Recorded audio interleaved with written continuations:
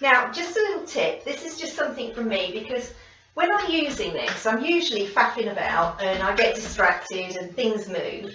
So what's this machine called? This is the Go Press and Foil machine. So I've taken another one of Anna Griffin's stamps, and this is the Thorny Branches one. I've actually cut around my foil, as I showed you at the beginning. Yep.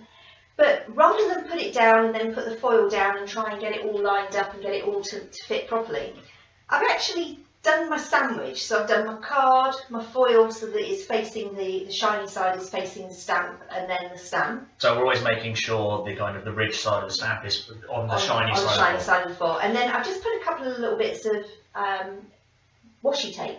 Okay. And that just holds it, because I want it exactly there on this card, and that will put it exactly there on this card. So then I'm going to leave that on there. Now it's definitely on this time, which is worth knowing. Okay. So we're going to put that on, and we're going to leave that down there and leave that for about 10 seconds or so. Okay, so that's going to heat up, and that's going to heat the foil, and that's going to bring the foil onto the image. And then what we can do is we're going to colour the leaves and everything with the bullet nib of our Chameleon pens that we've foiled on here. Okay. So we're actually going to colour the foil this time. Now, with the red foil, we didn't do that. We actually coloured the negative spaces. We didn't colour the foiled areas. We coloured the negative areas. So yeah, we coloured within the foil. Let's say within the foil lines to use that as a guide. Yeah. Whereas with this, what we're planning to do, it might help if I actually had it pressed into the thing.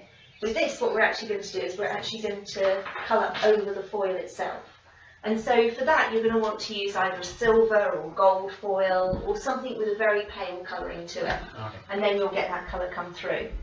Excuse me, I do have to just quickly blow my nose. Sorry about that, everyone. But you wouldn't want it dripping, would you? I mean, come on.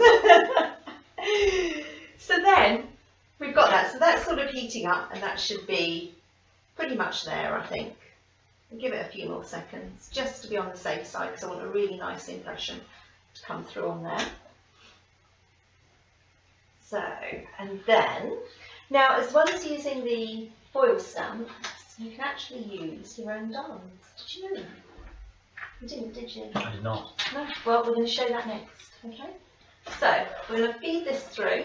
So once again, just recap what you've done for us, please. Right, so we've actually taken a hot foil stamp, we've placed it in the Go Press and Foil machine, and then we've put on top of the hot press stamp, we've put our foil, which is the shiny side, onto the stamp. We've then put our card on top of that, and then we've left it on there for about 20 seconds, not for very long at all, and then we're slowly feeding that through our Go Cut and Emboss machine, okay? And what this is doing is this is actually then allowing that heat transfer to then go through onto our card. Okay, so I'm running that through a couple of times. So basically all the projects today are around using Chameleon pens and foil and the different techniques you can get with them. Yeah, absolutely. So I think that should do it. Now we're going to pull that back and pop that back on there ready. And now what I can do is I can have a little sneaky peek. Yeah, that looks good. Okay. So I think, now that the machine's turned on... So what you did was, to know it's foiled, I just lifted it very slightly, and you can see that it's actually... So if it hadn't gone on properly, what would you do? I would just put it all through. Put it on again for a little bit longer, and put it through again for a little bit longer. So just to reiterate, the project we are doing here is this project? Yes, it is. So what we've got here is foiling of the back here, and then foiling of here. Yes, at the moment. Okay, so you can see here, you can actually, I don't know if you can pick up in the camera, you can actually see where the foil has taken to the card underneath. So that's all the indented bits? Yeah, absolutely. So then, when we peel that back, we've got our impression. Now in a couple of areas, one thing I noticed that is the reason you cut round this is you don't want to have any areas where you have the foil go beyond. So I found that if you've got a little bit of an excess come up, just use a bit of a rubber and that will remove the foil areas for you. Okay. So that is just something that I've So I'll stop because we're doing the table. So, sorry, just to say again, where is all the stamps that we've used today, where are they all Right, from? so these are all from Couture Creations, and it's the Anna Griffin hot foiling stamp range. Okay. And there's all different ones. I mean, we've actually got images here, but they've got the sentiments and words, there's frames, they're really, really beautiful range of designs. So we've now got our actual leaves here. So what I can now do is, this is really cool, we can actually change these. These are gold at the moment, but we can actually go in,